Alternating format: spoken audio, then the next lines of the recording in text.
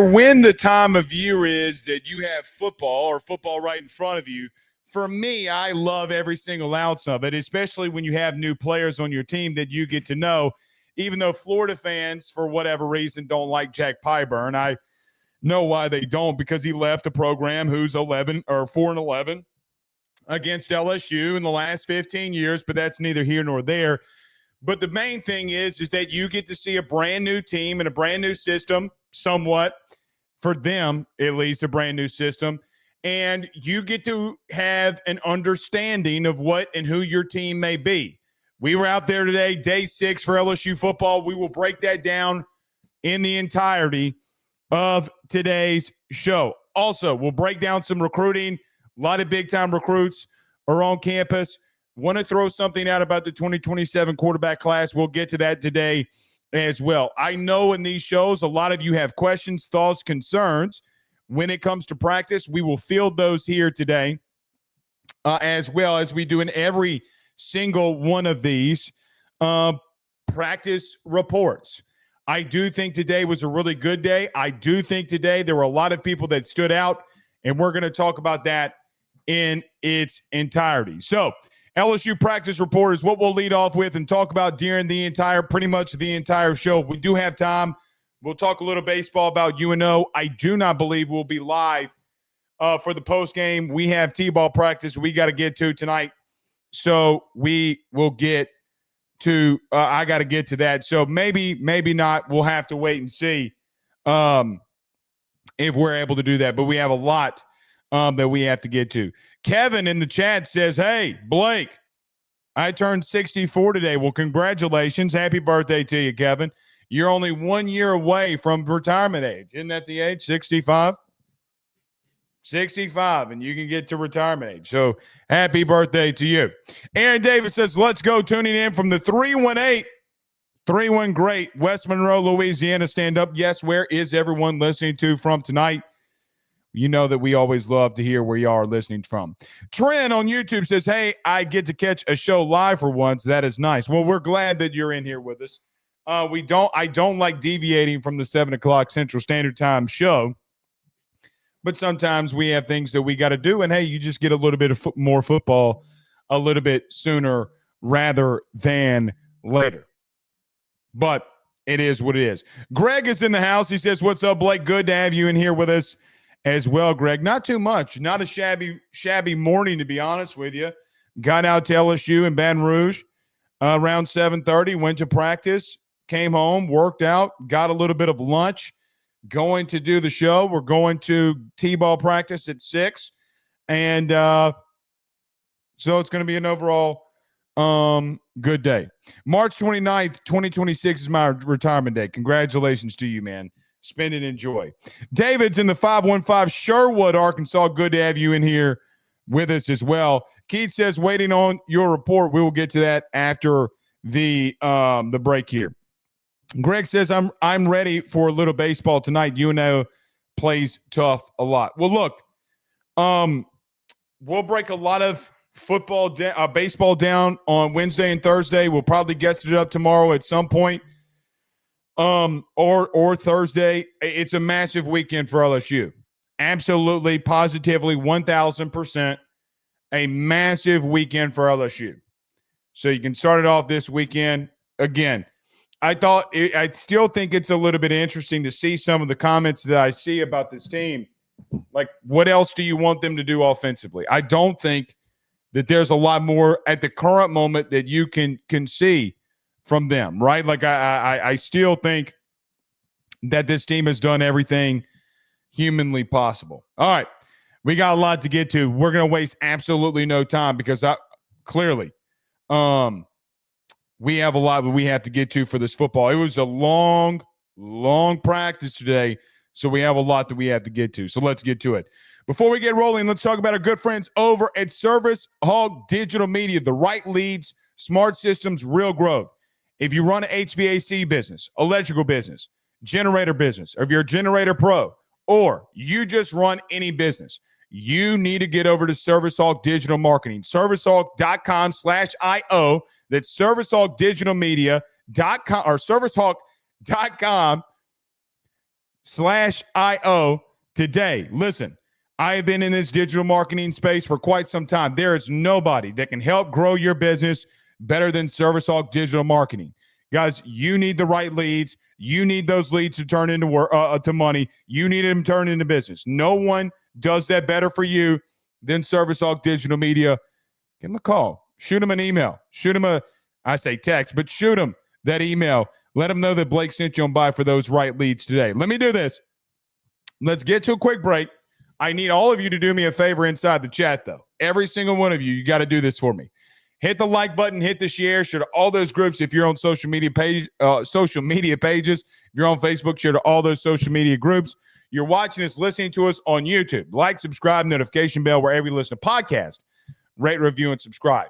Let me get to a break. We got lots to discuss. We'll come back. Oh, how about that? HB, I was about to go to a break, but HB sent in a $20 super chat. So let's pause. But everybody hit the like and share. HB sends $20, says donate to Blake, but also go donate to Bayou Traditions Spring Portal upon us. God bless. Yes, we need to always go over to Bayou Traditions and give. Now, I understand that money can be tight. I understand that money is tough. If you have some residual, go and give. Look, there are some areas that LSU can go on the portal for football. Here's another thing. If you want men's basketball to be good, guys, you got to go give Matt McMahon money. That is a truth. Like, that is not an opinion. He needs all the help that he can get. So, HB, I greatly appreciate you for sending that into us. We will take this $20 from ourselves and send it to Bayou Traditions. I appreciate you doing that, but we will send that to Bayou Traditions. Thank you for the super chat as well here. All right, let's get moving. Let me get to a quick break. When we come back, we got spring football, day 6. Let's talk about it next. Stay with us. BetOnline is the fastest and easiest way for you to wager on all of your favorite sports, contests, events with the first-to-market odds and lines. Find reviews for all the news for each league, including Major League Baseball, NFL, NBA, NHL, combat sports, college sports, esports, and even golf.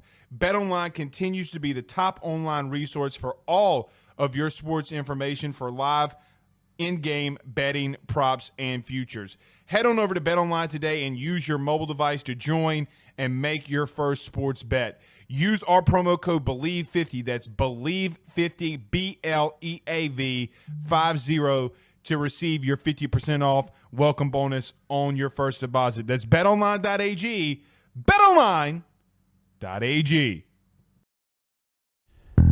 He will sell your house and find you a new. Well, Tyler's the man, he's here for you. If you want to buy or sell, well, it's not too late.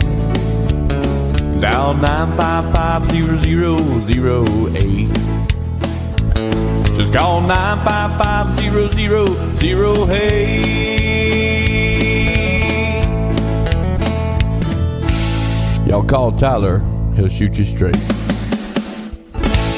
We're back. All right. Let's get moving here. Let's get moving. Let's get started. We got lots and lots that we need to get to. Now, if it's your first time listening to a practice report from us, I am not going to waste your time talking about individual drills.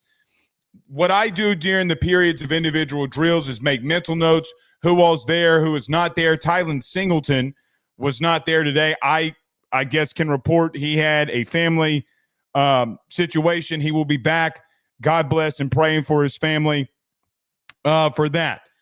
During individual drills, I would say that there are a lot of positions. I look at every position, but I try to see who, number one, is looking sharp, and number two, who is having consistent days. So for individual drills today, this is what I'm going to say. Let's go to each position. Let's start on the offensive side of the football. I thought Chris Hilton had the biggest impact in individual drills today. I just think that he had better route running than I remember him having in the past.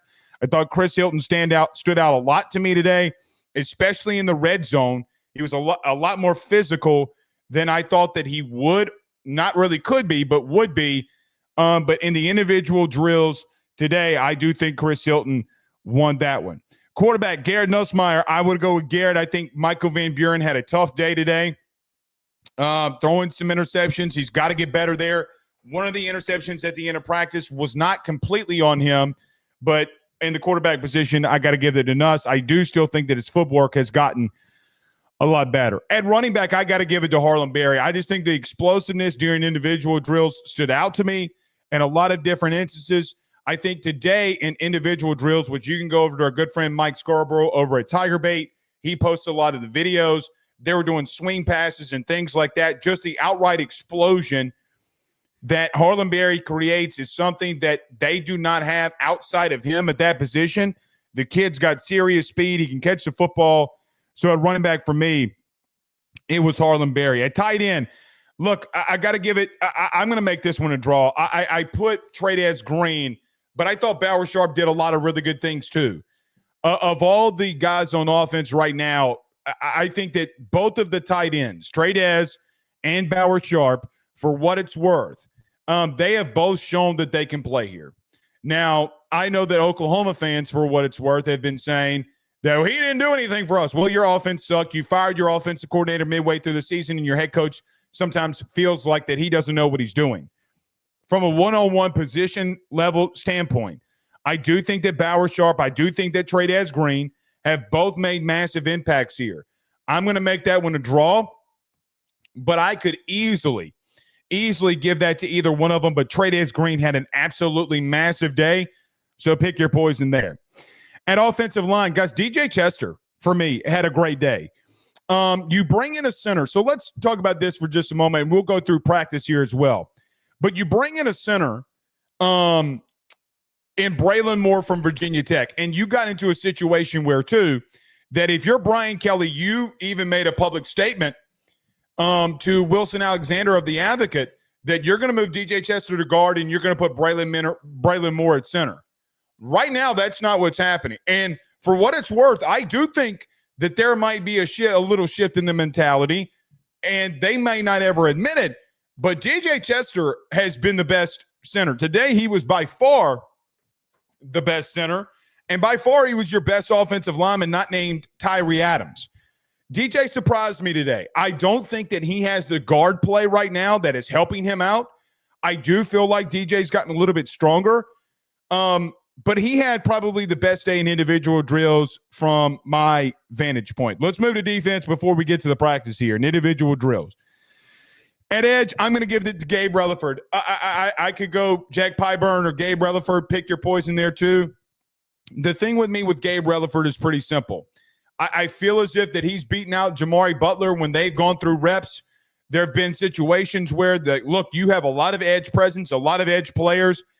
The violence that Gabe Rutherford is playing with in pass pro, the aggressiveness and physicality that he has had so far in the run game has been impressive. It would show up in team period later on in the day.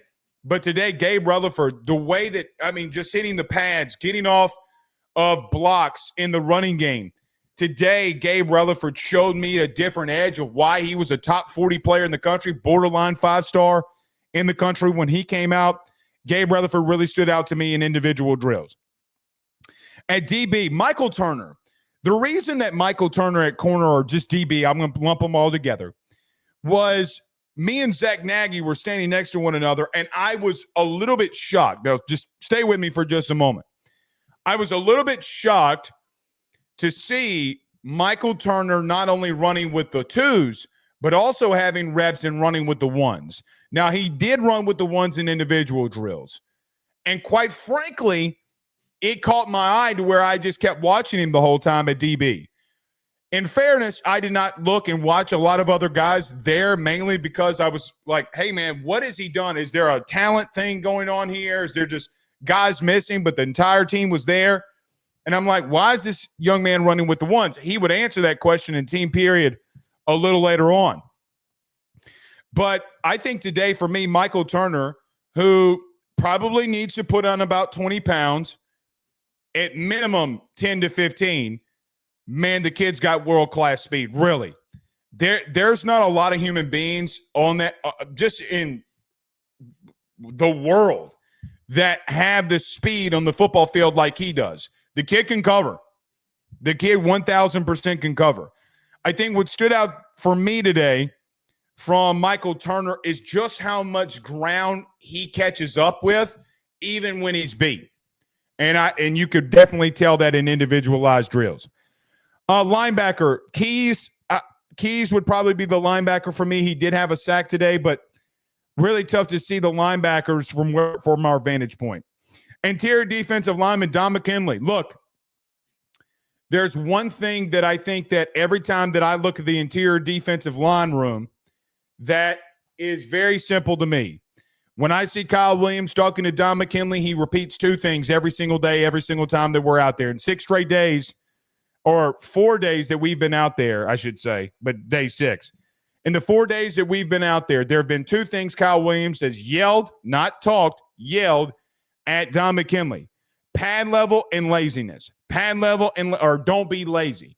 Don't be lazy. Pad level. Don't be lazy. Pad level. Today I thought Don McKinley's pad level was a lot better. And individualized drills, I thought he did bring some intensity today, to where in individualized drills, he won the day for me. Let's get into practice here let's get into practice now that we're outside of individual drills. There's some key notes that I want to make before we get here.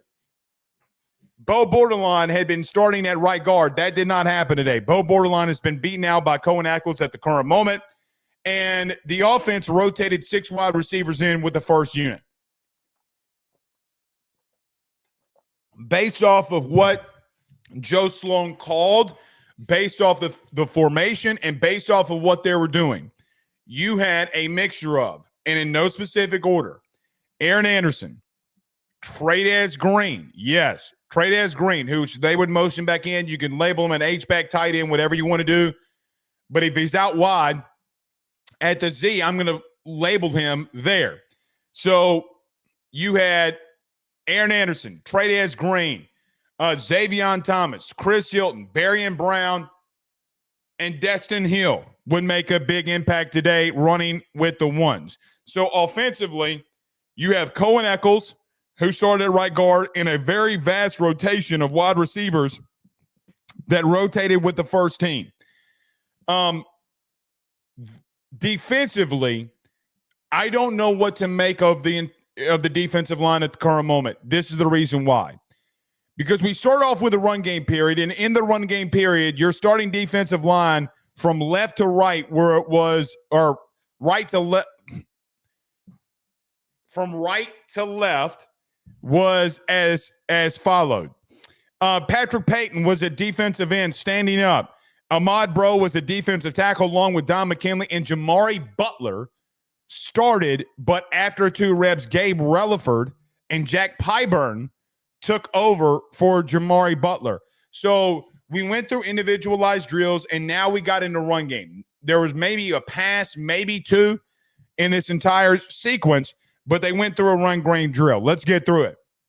With the first unit, you had an outside zone by Caden Durham that was stopped by Patrick Payton for no gain. The very next play, let me stop here.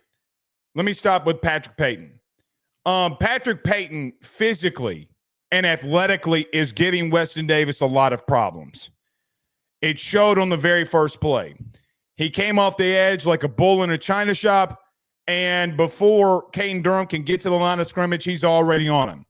Not good. Somebody missed a block there, or someone just got beat. It looked like Weston Davis got beat. The very next play, a bootleg right by Garrett Nussmeier. He throws the ball in the dirt. There was not a lot of pressure. I think Garrett did not like what he saw, and he dirted it. I wish he would have extended the play. You're not going to get hit. You're not going to get hit. I wish he would have extended the play and would have gotten the ball down the field. And the run game period, LSU went a lot of 12 personnel. What is 12 personnel? It's when you go 2 tight ends. So Bauer Sharp and Trey'Dez Green were in the game or in practice. The issue that I have with that in this run game period is You ran a lot of 12 personnel in spring ball last year, and you never saw it, ever, not once. So you're doing stuff in the running game to where I'm starting to question, are you going to do that in the games? Why are you taking these reps if you're not going to do it in the game? That would be the question of why I had. Now,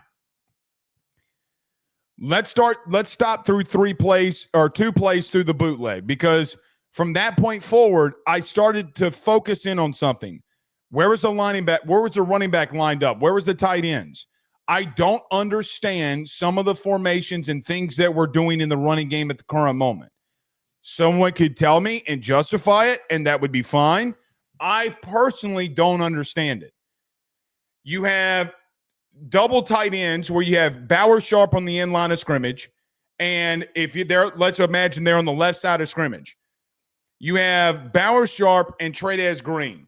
So you have a double stack tight end on the left, and you have a running back to the left of Garrett Nussmeier, and you're running the football. The question in the shotgun.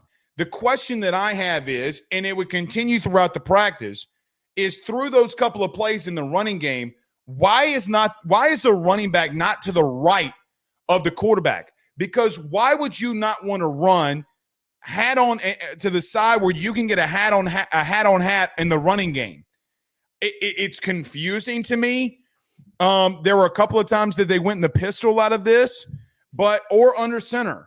But I don't understand some of these situations where you're creating running periods where you got stacked 12 personnel and the running back's to the left of you. Are you trying to run a counter? I mean, but you're still running zone blocking principles. It makes no sense to me whatsoever. All right, third play. Outside zone right, no gain. Jamari Butler was on the stop, combined with Gabe Relaford, who came in for Patrick Payton. A zone, I guess you could say, pistol zone right to Xavion Thomas for a gain on the left side for 7 yards. Let me stop right there. I think that Xavion Thomas needs to get reps at running back. We saw him last year. We saw him today take a couple of handoffs, and he's made some explosive runs and some explosive plays. He took an outside zone run left behind Tyree Adams that went to 7 yards. When Xavion Thomas made a cut, he gets 2 steps through the hole, and nobody is going to touch him. He is going to run for a touchdown. He slips down. He can't keep his feet. He falls down. I don't care that he slipped and fell down. What I cared about is that he hit the right hole. He got 7 yards, and if he doesn't slip, he's about to take one to the house. I would be very interested to find out, and very interested if you got into a situation where you're in a place, time, anything, where Xavion Thomas starts taking more handoffs at running back. For me, I think that is his best position. I have not, to this day, seen anybody on this team hit the hole from a running game perspective better than zero. That is the truth. He is one slip away from taking one to the hizzy in a run game period, but he picks up 7 yards nevertheless. The next 2 plays, Caleb Jackson inside zone right off the guard's ass cheek. Back-to-back plays, he gets 5 yards and 6 yards. Let's stop there. You went 12 personnel there again.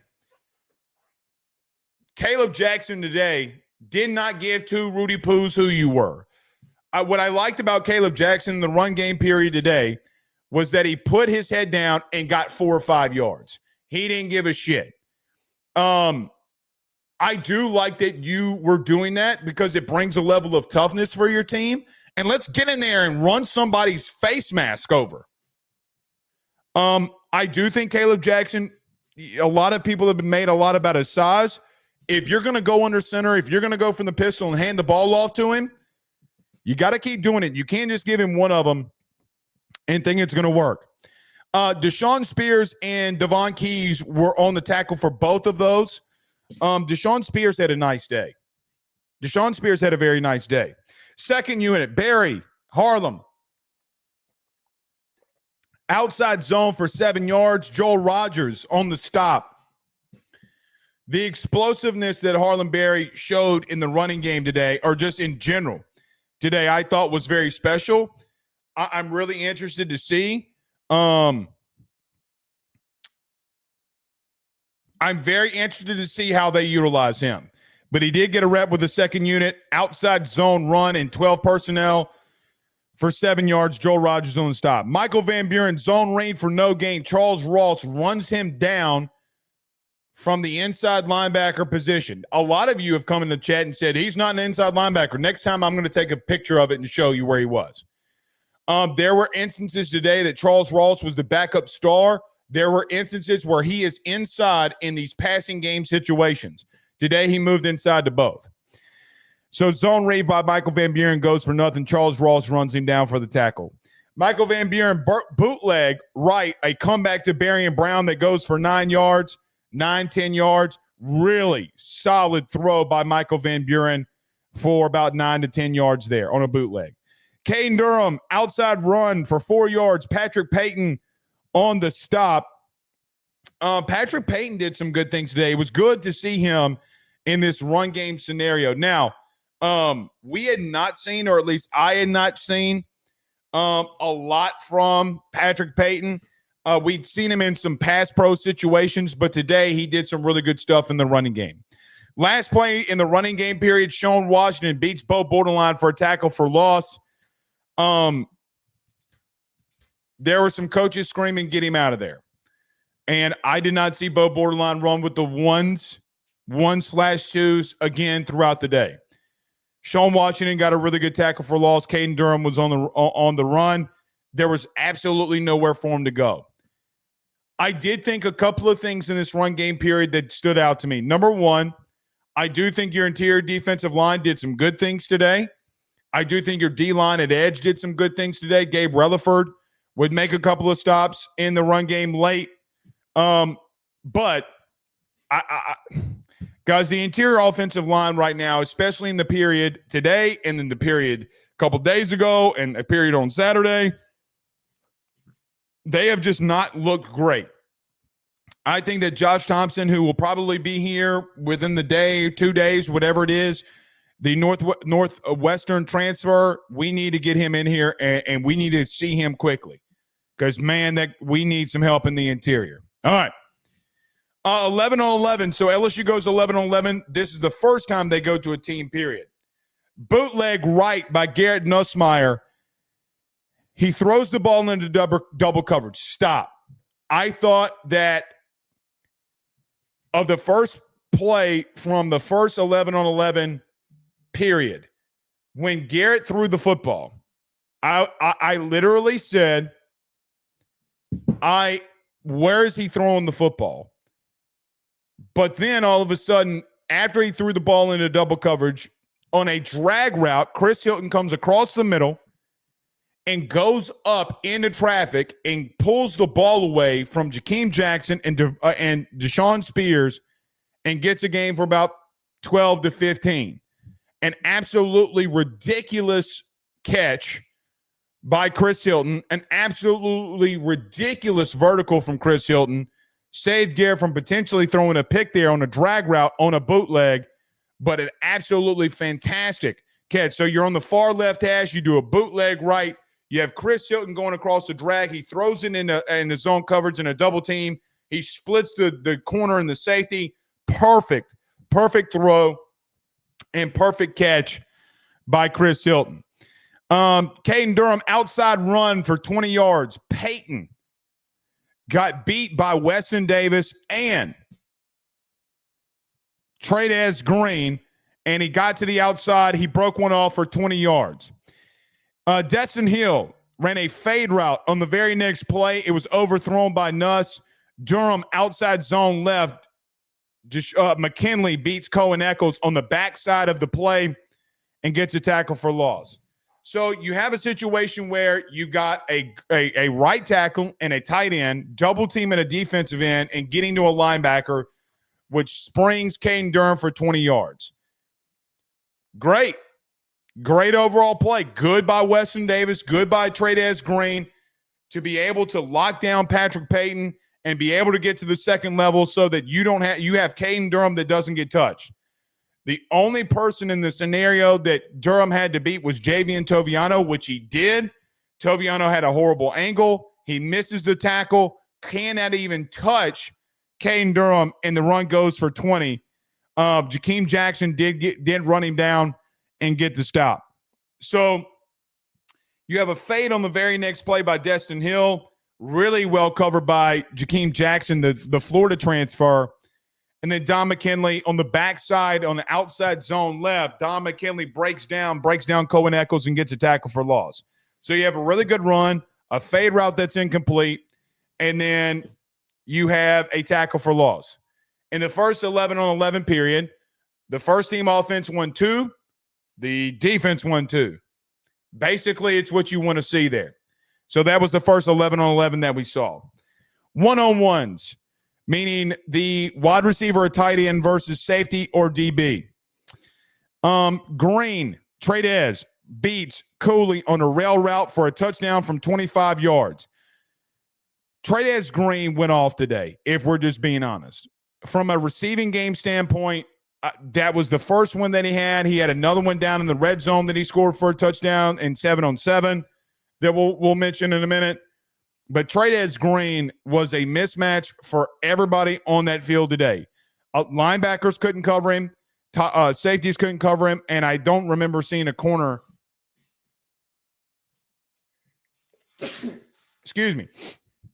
I don't remember seeing a corner on him, but the first play in one-on-ones was a rail route that he beat Tamarcus Cooley on for a touchdown for 25 yards. Tyrone Francis, a fade route for 29 yards from Garrett Nussmeier, both back-to-back from Garrett Nussmeier for a touchdown. He beats 29 on that one. DJ Pickett on a post route from Barry and Brown has a PBU. Guys, every time we see number 3 out in practice, he's coming away with big plays. For me, DJ Pickett is, I agree with Mansour Delane, who today came out and said that whatever 5-star plus means, he's that. I mean, guys, the only person that I've seen beat, and we'll talk about this in 7-on-7, this is a fact. The only person that I've seen beat DJ Pickett at all this spring, at all, has been Chris Hilton. The only person that has beaten him has been Chris Hilton. He just keeps coming down with PBUs, man. He keeps coming down with really good coverages, or has really good coverages, whether it be a post by a speedy receiver, whether it be a fade route. A couple days ago on Saturday, it was a fade route by Chris Hilton that he got up on and won that route. And then the post route on Saturday, too, from Barry and Brown, he breaks up. So another situation in one-on-ones today, a post route by Barry and Brown is broken up by DJ Pickett. Michael Turner on Tyrone Francis on an in route would get a PBU. Then the very next play, an out route by Anderson, and he would get another PBU. Michael Turner, welcome to the big show. Well, it's the big show. It's a big man show tonight, y'all. And I'm talking about a guy who's a DB who's 155, 160 pounds. Didn't matter today. Michael Turner, welcome to the big show. My man had a day. It started in one-on-ones and it would continue. Remember earlier in this live show, we talked about that Michael Turner won for me in individualized drills, mainly due to the fact that he was running with the first team, and it was like, what in the hell's going on here? Did run with the second team in team period. Didn't matter here on one-on-ones, as he does get a PBU against Aaron Anderson on an out route, and it gets a PBU on Tyrone Francis on an in route. Let's move into the red zone. From the 15-yard line, Chris Hilton slant route from Garrett Nussmeier on DJ Pickett for a touchdown. Garrett almost overthrew it. That is a fact. I don't give two Rudy Poos what anybody tells you. Any other practice report. Chris Hilton goes up the ladder on DJ Pickett. He snatches a hitch route for 15 yards into the end zone. Bang, tutty. Here's the thing that I would say here, though. Even though that's the only touchdown that I've seen on DJ Pickett, that's about as damn good of coverage that I've seen a DB have in 3 years here. A slant route where Nuss throws the ball elevated. Chris Hilton has to go up and get it, grabs it one hand. DJ Pickett, I can't see. DJ Pickett's, it looks like his hand touches it, but Chris Hilton physically snatches the ball in for a tutty. So a very, very good play by Chris Hilton on that slant. They backed it up. Well, I say they backed it up. I probably just wrote this one wrong. Destin Hill fade route on Ashton Stamps for a touchdown. Garrett Nussmeier almost hit the back pylon. Fantastic throw by Garrett Nussmeier. Absolutely ridiculous catch by Destin Hill for a touchdown. Barian Brown fade route on Mansour Delane in tight coverage, a PBU. And the last one from the first unit in one-on-ones was a slant from Aaron Anderson that was a pass interference on Tamarcus Cooley in the end zone. If Tamarcus Cooley does not grab and hold Aaron Anderson, it is a touchdown. So there's that. All right, let me make sure we got some questions in here. All right, I see some super chats, some thoughts, some questions. We'll get to them in just a moment. Let's finish this. We got 7-on-7, offense versus O-line versus D-line, and then the last 11-on-11 that we have here. Let's not run through every one of them because we would get lost in space. I mean, there's probably 20 reps here in 7-on-7. I'll give the key highlights here that we had. Xavion Thomas hitch route on Jakeem Jackson for 8 yards. Next play, Nuss overthrows Hilton on a fade route that was out of bounds. Good coverage by Jakeem Jackson, just overthrown. Hilton probably would have scored there. Trey'Dez Green in the flat for no gain. Destin Hill fade route for 18 on Jakeem Jackson. Nuss overthrows Hill on a tipped pass by Deshaun Spears, and it's picked off by Austin Osbury. Let's stop there. 7-on-7 was a little rough for the offense. It was a little rough. Later in the 7-on-7, it would get a little bit better. To start off, it was rough offensively. I mean, other than the hitch route, you have an overthrow, a no gain from Trey'Dez Green. I guess a fade route by Destin Hill that was a little ridiculous. But then you have the interception by Nuss, and then you wouldn't really have a lot more completions after that. I think that this DB room, especially at corner for what it's worth, they have had some moments where they've gotten beat, and everybody can attest to it. But the truth is that they've looked good at corner. That is on this wide receiver room. That is a fact. So to start off early, you had a lot of interesting 7-on-7 reps here. Michael Turner, PBU on a fade route by Destin Hill, throw by Garrett Nussmeier. Then you would go to the second team. Deshaun Spears on an in route by Barian Brown. It's picked off by Deshaun Spears. I mean, there's a name that keeps coming up here at safety. There's a name that keeps coming up here. But an interception by Deshaun Spears on an in route from Michael Van Buren. Trey'Dez Green wheel route on Wes Weeks goes for a touchdown. Again, I mean, what are we going to say about Trey'Dez Green? I thought an absolutely ridiculous throw by Michael Van Buren. Michael Van Buren did throw some interceptions today, and he's got to limit these turnovers. Listen, Van Buren, so far this spring, it's been boom or bust. He's got to limit the turnovers. We saw last year what happens to you in games when you turn the ball over. Michael Van Buren, the transfer from Mississippi State, had 11 touchdowns, 9 interceptions a year ago as a true freshman on a team in Mississippi State. I'm not going to judge him too harshly on that. Listen, man, he better stop throwing these interceptions. I don't care who you are. I don't care what quarterback you are. I don't care where you come from, how highly rated you are. You keep throwing these interceptions, it's going to be hard to play here. But like with Garrett, when he threw a pick, he responds from it. Michael Van Buren did the same. The wheel route that he threw to Trey'Dez Green was absolutely on a dime. Trey'Dez gets 2 steps on Wes Weeks, The throw is on the back part of the pylon, on the back pylon, gives him about 2 steps to make the catch. Beautiful throw, but Trey'Dez Green is absolutely ridiculous in everything that he does. That second time in 1-on-1s and now on 7-on-7 where he is making a big play.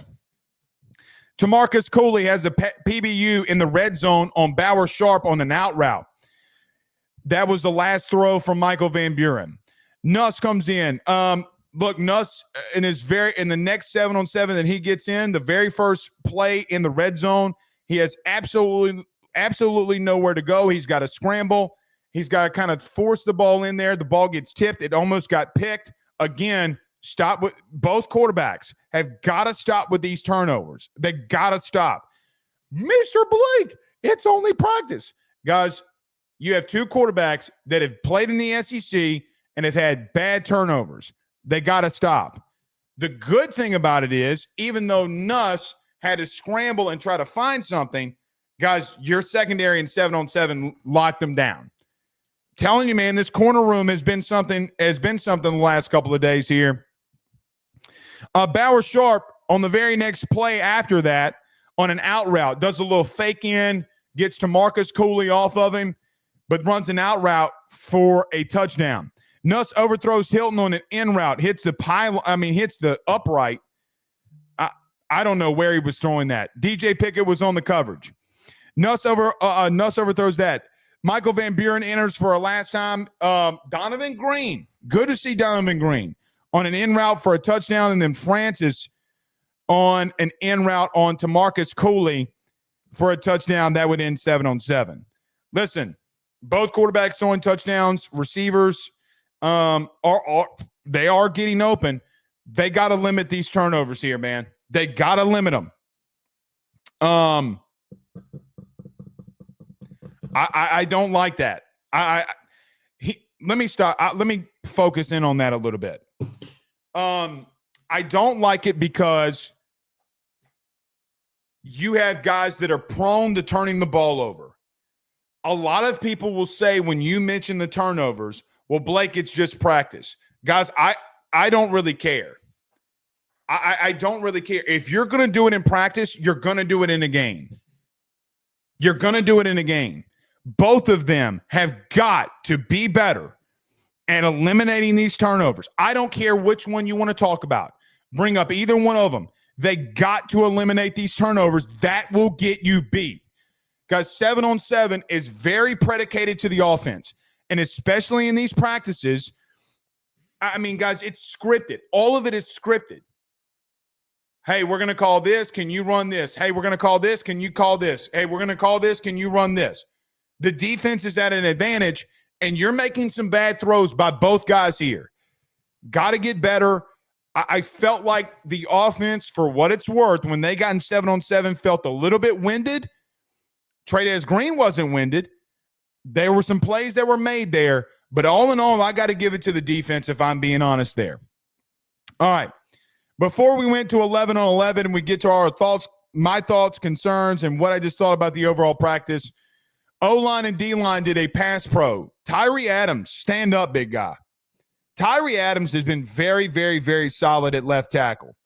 The thing is that you are replacing a All-American left tackle in Will Campbell. I have not seen Tyree Adams be a problem all camp. Not once. I think that when you would have noticed him being an issue based off of the other things on the offensive line that have been issues so far. 71 has been solid. The former top 50 recruit out of New Orleans. Look, man, he is physical. You know, Jack Pyburn in these O-line, D-line reps try to be physical with him, and Tyree Adams was not having that shit. Now, Pyburn, I do think, got one on him, but then the very next one, he tried to bull rush him, and Tyree Adams bullied him a little. And you know what? Good on him. And Pyburn even acknowledged it, like, hey, man, that's a good-ass rep. Good. Iron, sharpening iron on that one. Tyree Adams did not have a bad day. It has not had a bad camp at all. We just don't talk about him, and we probably should be talking about him more. But my goodness, there would be a situation in the last one that I saw where Patrick Payton would go over to the left end and get on Tyree Adams and try to use speed. Wasn't happening. The big man got his paws on him and was physical with Patrick Payton and stuffed his ass. Tyree Adams in this pass pro, for me, good shit. Tyree Adams beats Butler twice, beats Pyburn once, goes 1-1, and beats Patrick Payton once. Patrick Payton on Weston Davis wins all 4 reps. Not pretty. It wasn't pretty. I do think some of them are close. I gave all 4 of them to Patrick Payton.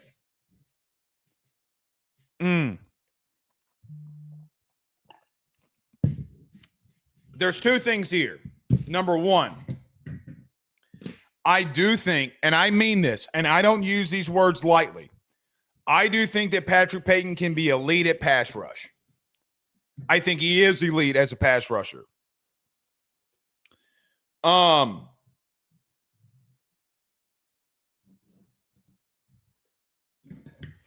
Weston Davis is getting a welcome to the SEC moment right now.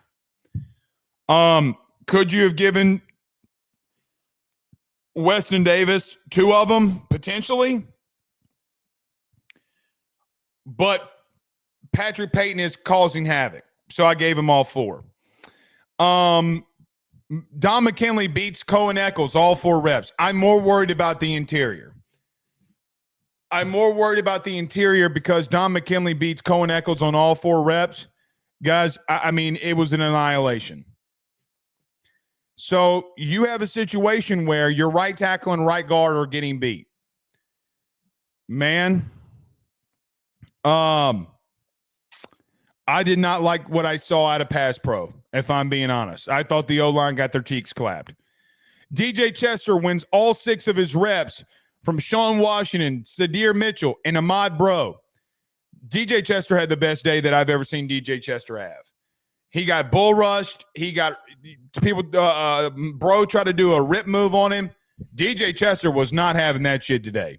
Braylon Moore goes 2 of 2 from Sean Washington and Ahmad Bro. Kalaj Cobbins. Hello. Kalaj Cobbins has got speed. Beats Carius Kern twice. Carius Kern wins the last 2 reps.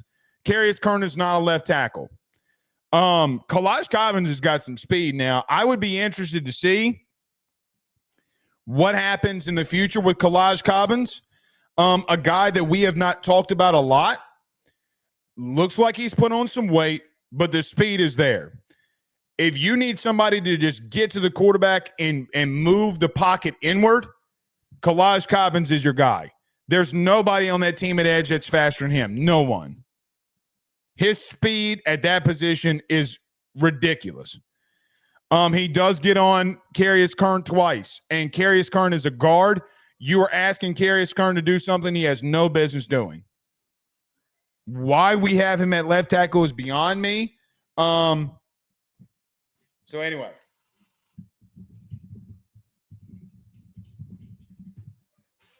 All right. Let's move to 11 on 11 here before we get to comments and we get on out of here. 11 on 11. It was a little interesting because earlier we talked about the 2 defensive ends when we got into team period was Patrick Payton and Jamari Butler.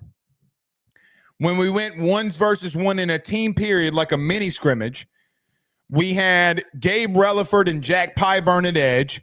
Jakeem Jackson and Mansour Delane were your starting corners. Austin Osbury was your starting star. And you had Tamarcus Cooley at safety along with Javian Toviano. The first play in this mini scrimmage or team period, 11 versus 11, the defense, all 4 defensive linemen jumped on a hard count for Garrett Nussmeier, fade route by Chris Hilton where he was tackled by Jakeem Jackson in which a PI occurred. Let's stop right there.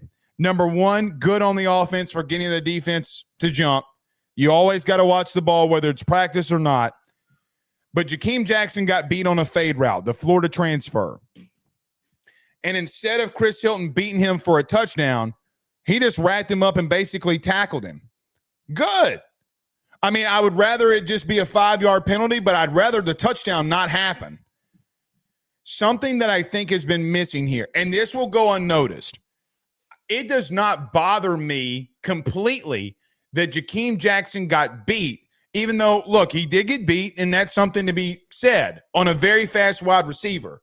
The thing that I love, L-O-V-E, all capitalized, L-O-V-E, love, from what I saw there from Jakeem Jackson was, you know what? I got beat. I don't give a shit. You're not going to score, though. I will take that 10 out of 10 times versus taking the touchdown. It was a smart, very smart play by Jakeem Jackson. Nobody will talk about it. We won't really talk about it here. It is a smart football play. That was the first play from the line of scrimmage. Roll right from Garrett Nussmeier. So this is 2 minute, I should specify, 2 minute drill. Roll right by Aaron Anderson, out for 8 yards, 3rd and 2. Caden Durham running the inside, zone blocking schemes. Gabe Rutherford blows the play up. It went for no gain. I don't know why they moved the chains, but they did. But Gabe Rutherford came off of the left end and got inside Tyree Adams and blew the play up. Absolutely fantastic by Gabe Rutherford. But they moved the chains anyway. Trades Green on an out route for 7 yards, tackled by Javian Toviano, pushed out of bounds. Caden Durham in the flat for 4 yards, a first down. Garrett Nussmeier overthrows a wide, or misses, doesn't overthrow. Misses a wide open Bauer Sharp that would have been wide open in the end zone for a touchdown. He does overthrow Chris Hilton on a fade route. Chris Hilton is double teamed. You have the corner and safety on Chris Hilton on a fade route. You had Bauer Sharp going down the seam wide ass open. He should have thrown it to Bauer Sharp. If he throws it to Sharp, no one's around. It's an easy scoring touchdown. That one coming out of 12 personnel. Aaron Anderson out route, PBU by PJ Woodland. That was the first time that I had seen PJ Woodland make a play all camp, but he did. Interesting to note here. Austin Alsbury comes off. PJ Woodland comes in. He was the DB in the slot on Aaron Anderson, but he does get a PBU on the out route. Caden Durham goes for 6, so it's 3rd down here. Caden Durham goes for 6 on a run on the inside. Jack Pyburn makes the stop. For some odd reason, they backed the ball up 2 yards, so it should have been 4th and 4. Nevertheless, it's 4th and 6 here. Garrett Nussmeier gets sacked by Devon Keys. They sent the entire house. Something of note. Also, PJ Woodland goes out. CJ Ross comes in at star and rushes the passer. Way too many guys sent defensively that could block. Garrett Nussmeier cannot make the read fast enough. He gets sacked by Devon Keys. Second unit comes in. Michael Van Buren throws a corner route wide open to Xavion Thomas. If Xavion Thomas catches this football, he's going for 6. He drops it. Bauer Sharp on a in route. Bauer Sharp in the flat. My bad. In the flat, breaks a tackle on Jakeem Jackson, goes for 14. Barian Brown, fade route. Here was the play of the game, or play of the day.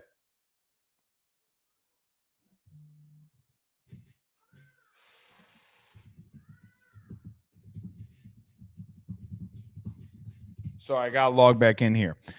Barian Brown, fade route in the back of the end zone. Picked off and stripped away by Michael Turner for an interception. Practice over. Michael Turner had a hell of a day. Michael Turner has had a hell of a camp. He has had a hell of a spring. He is running with the twos, and quite frankly, he's been one of the better cover corners that you have. Jakeem Jackson has been good as well, along with DJ Pickett. Those would probably be the 3 that I would say won the day for me at DB. All right. We got some super chats in here we'll get to. Let's talk about this. Here's all in all my assumption of what I've seen or what I saw in day 6 of practice. Number 1, your interior offensive line continues to struggle. You cannot find ways to run the football. You may have some plays here and there where you're getting on the defense. Outside of that, your interior O-line has got to be better. You are not good there right now. Number 2, whether it be Michael Van Buren or whether it be Garrett. These turnovers have got to come down. Day one, when we were out there, 3 picks got thrown. On Saturday, no picks got thrown, but the wind was blowing 20 miles an hour, and I didn't say anything, nor should we have said anything. Today, you have more interceptions. Those interceptions have got to come down. On the flip side of that, the corner room has been really good so far, been very good. Corey has got a squad. They have been the most impressive to me early. They've been really good. Guys, you could be in a situation where Michael Turner might be your third or fourth corner, and that dude's out here making plays. Against, by the way, Barry Brown's an SEC, like a guy that you would see in the SEC, a guy with over 120 catches in the SEC, well over, 2,500 yards. I mean, this dude, he made an exceptional play. So the corners would stand out to me, but the interceptions are definitely something as well. Number 3. Guys, I brought this up during the offseason before spring got here, and I want to reiterate this.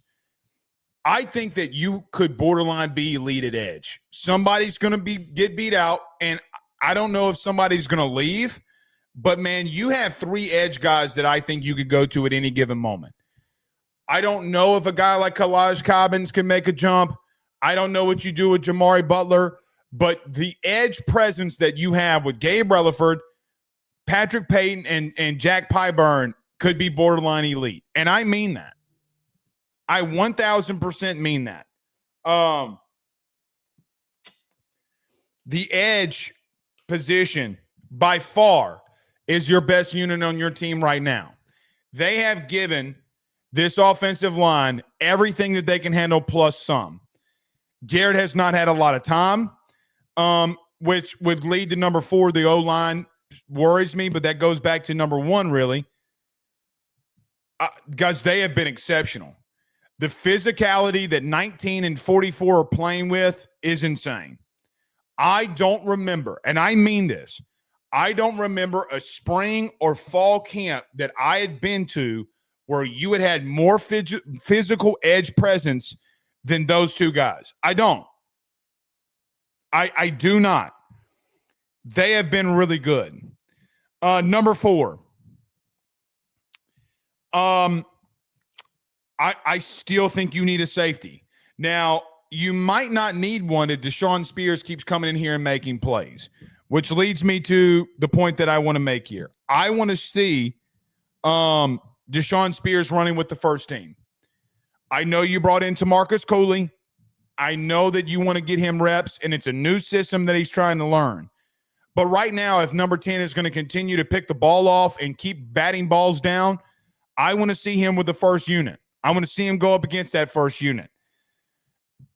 I still would go after a safety in the portal, though, because there were some situations in the run game we talked about earlier, the long run by Caden Durham, that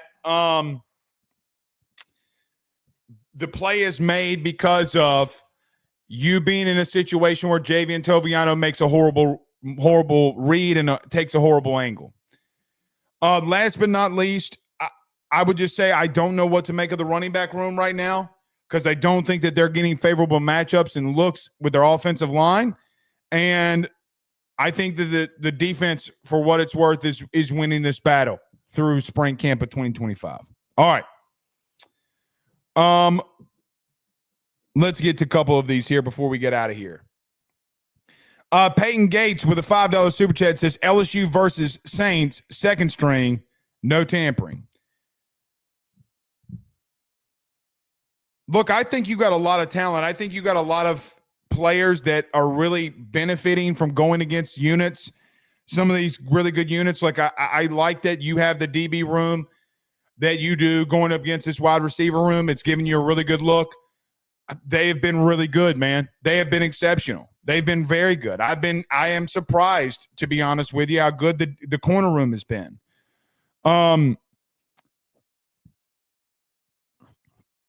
I mean, listen, I guess you could say, too, that the interior defensive line has been okay. I don't know if I can make a good read off of it yet. I really want to see Josh Thompson get reps here and see if this really picks up any. I hope that it does. Michael says it's 7-on-7. They don't even have a pass rush. Yeah, I mean, I guess they're still throwing picks, and that would be the point. I mean, listen, I've seen Jaden, I've seen Burrow have bad 7-on-7 moments, but guys, you gotta take it from my vantage point. Take it from my vantage point. My vantage point is that for me, well, don't even take it from my vantage point. I'm just going to give you my opinion. You have both quarterbacks that threw 1 through 12 interceptions last year, the other threw 9. I don't want to see balls getting intercepted. I don't. Nuss has to overthrow. The ball gets tipped in the air by Deshaun Spears, and it gets picked. And everybody's going to tell. I know what everybody's going to tell. I don't name the quarterback. It doesn't matter to me. I hate turnovers. And I even hate the pastry, the turnover. I mean, like, you got to be better there. You can have a bad throw here or there. You could have a bad rep or bad 7-on-7. But what happens when it happens continuously?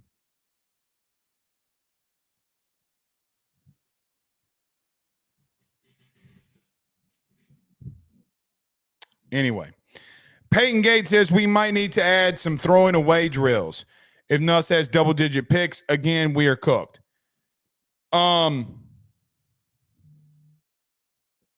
I don't know what this means. Funny, Blake hates the pastry.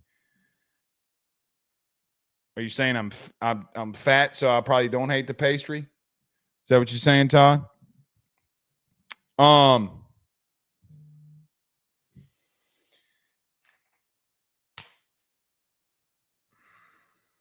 I don't know. I don't know how else to.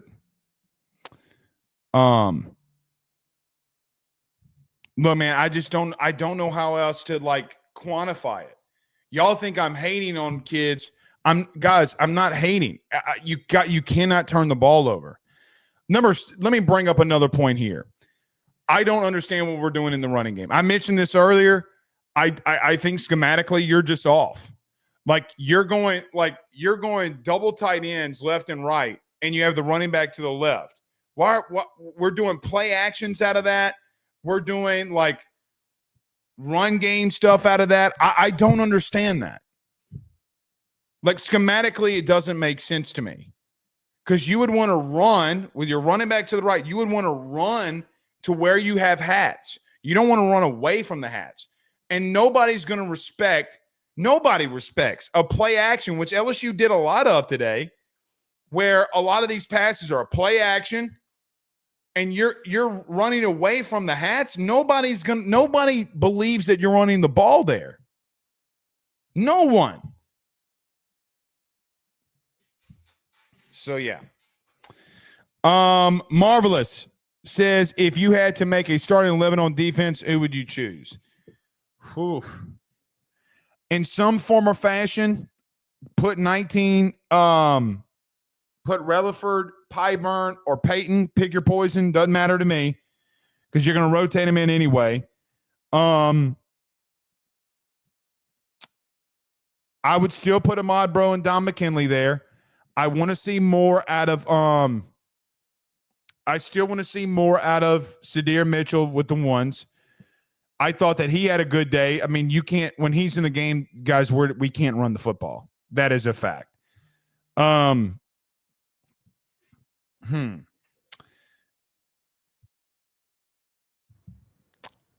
Because Perkins is out, I mean, I would rather put CJ Ross in there over Alsbury.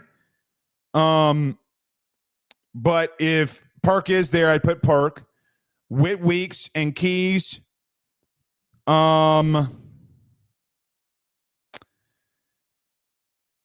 form of Delane, Pickett, Jackson, or Turner at corner. I would put Deshaun Spears at safety along with I don't know who along with. I don't know. Todd said to $5 super chat says, Blake, you're not fat. Your joke that you don't even like the turnover pastry was funny. Oh, I got you.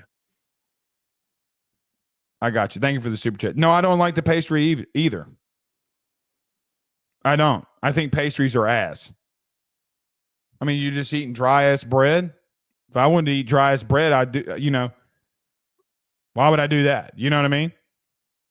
Pastries are disgusting. The only pastry that I like would be like the toaster strudel, and that's not even a pastry. But I Todd, to your point here, I hate turnovers. I hate that you keep committing them. I don't care who it's from, whether it be from Michael Van Buren or Garrett.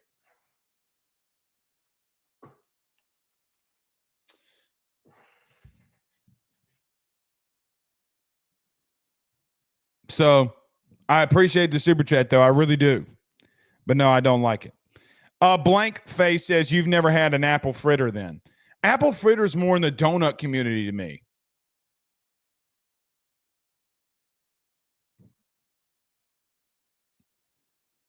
It's more in the donut community to me. Anytime you put glaze on something, it's not becoming a pastry to me.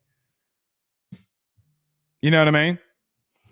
Ryan says, would you like an apple pie with that? I don't mind apple pie. Matthew says, how's Garrett's footwork so far? I think it's gotten a lot better. Is that the reason for so many overthrows? No, I think the overthrows is when he starts getting lazy with his footwork again. When he's making some of these really good throws, it's because his footwork's finally starting to catch up to him. When he's having some of these overthrows, it's later in practice when he's tired, maybe just trying to get his legs back up under him, and he's probably exhausted, and his footwork gets lazy, and he has these overthrows. Look, Nuss better hit it, man. Michael Van Buren, too. They better both get it. They better both get it. I mean, pause. But your footwork's got to be better. Like the Van Buren fade route interception. I mean, Michael Turner does technically take the ball away from Barry and Brown. But, man, Michael Turner, all 660 pounds of him. You know what I mean? Exceptional play. All right. We're out of here. I got T-ball. I got to go coach. All right. We'll see y'all soon. Y'all have a good night, man. Peace.